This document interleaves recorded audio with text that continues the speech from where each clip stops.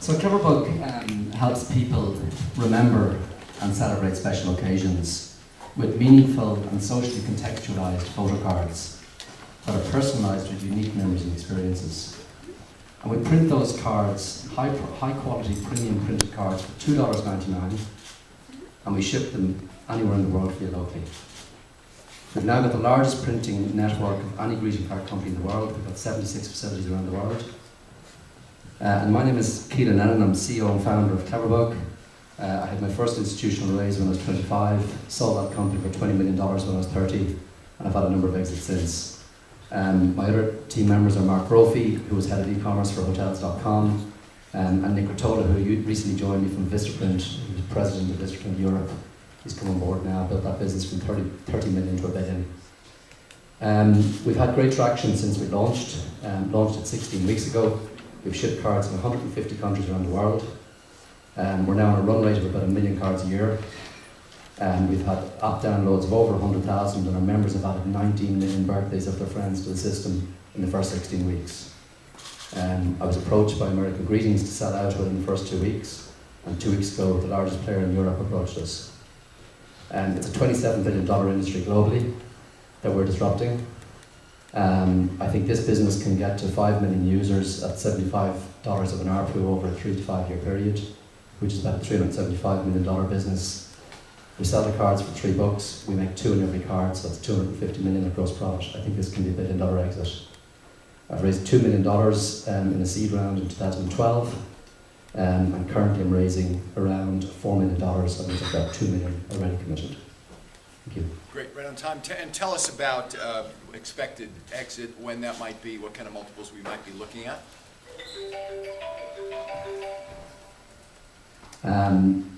My plan is not to go too early on this. I think we're getting so much traction on it that I think exit period is probably going to be in a 2 to 3 year time frame realistically. And I genuinely think this can be a few $100 million of an exit. Questions, Alan? Yeah, so you said it was socially contextual, and so can you just please describe your product and why it's better than a birthday card that I get at Walgreens?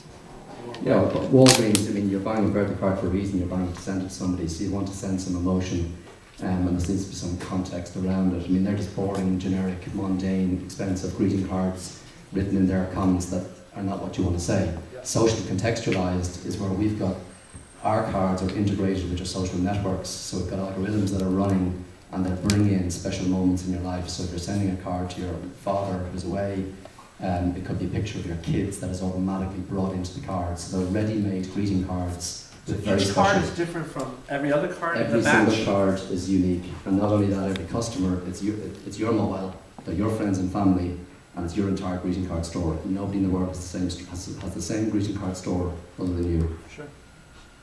And you're getting the pictures from? Well, we take the photographs from your social network, so it includes Facebook, Instagram, or your phone. Socially contextualized.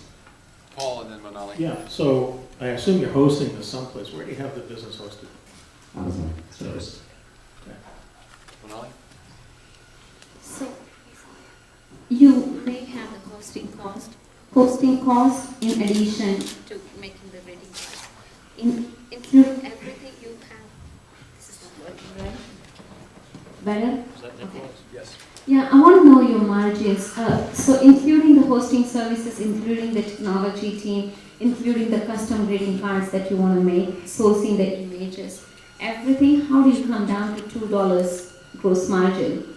Yeah, well, the cards, don't forget, when you go into a store and you buy a book for $6 or $7, there could be 100 pages in that book.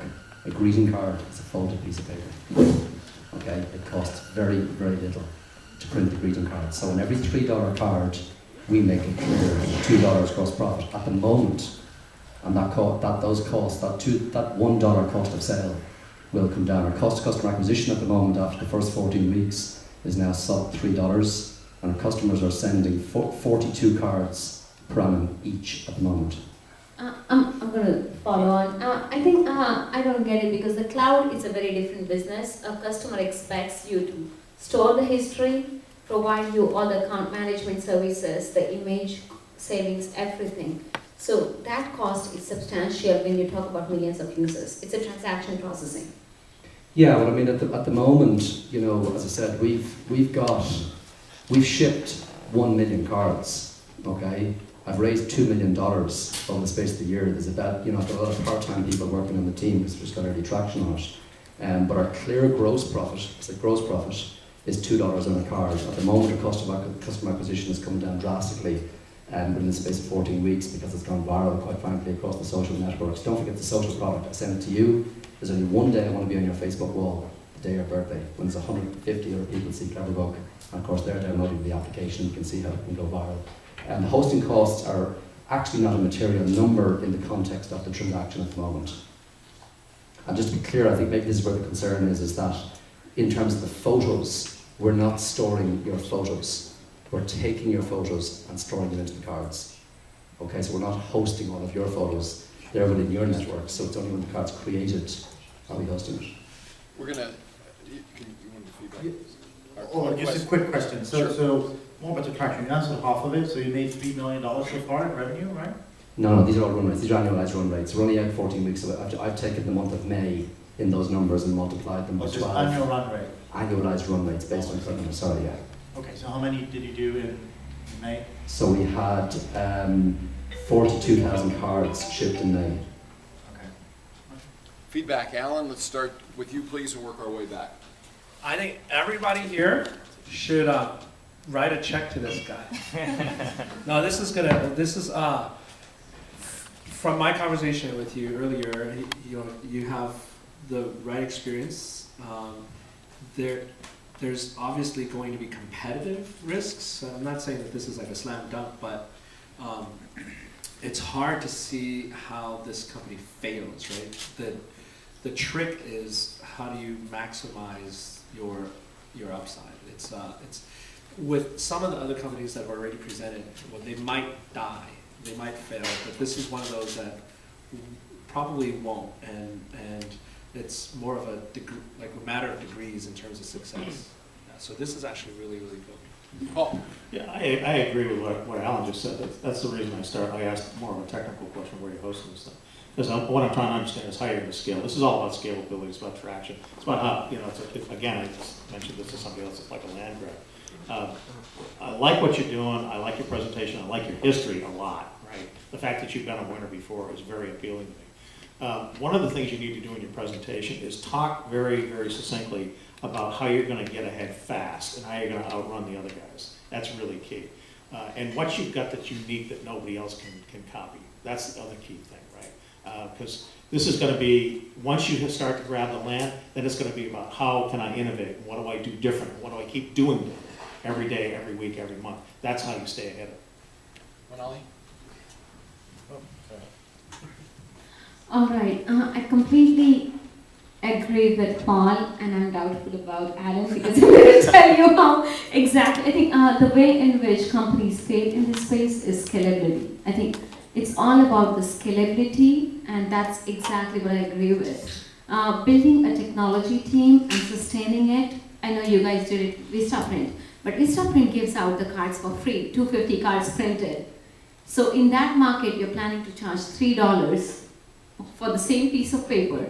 I'm pretty sure the competition is going to, it may be customized, but someone else can come and build the same service and provide that card for 30 cents. And I don't see why that cannot happen. And it can scale, and it's a volume business at the end of the day. So I really wanted to hear that perspective about how you're driving it. So if I'm paying $3 for Hallmark card today, I want to see how you're going to make it 30 cents for me and making it online. But I didn't hear that, and I think that's the bigger question that I have in mind. But other than that, yeah, your team is great, your presentation was perfect. Nikolai. Yes. No, I think I like this. This is a great opportunity. I agree with Alan. This is going to be, it's hard, if you execute this well, it's going to be hard to not make money.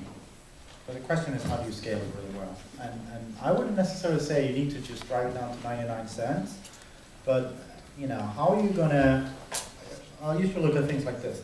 You need to have some novelty, something that stands out. And that's, when you describe a product, it stands out to me. It could be appealing. And data is going to be the true judge. But how do you make me not only pay $3 for that card today, but in a month, and how often, and how are you gonna make that happen? So how do you keeping that edge, a little bit on, like Paul said, but I think that's, something you could address. Okay. And another thing,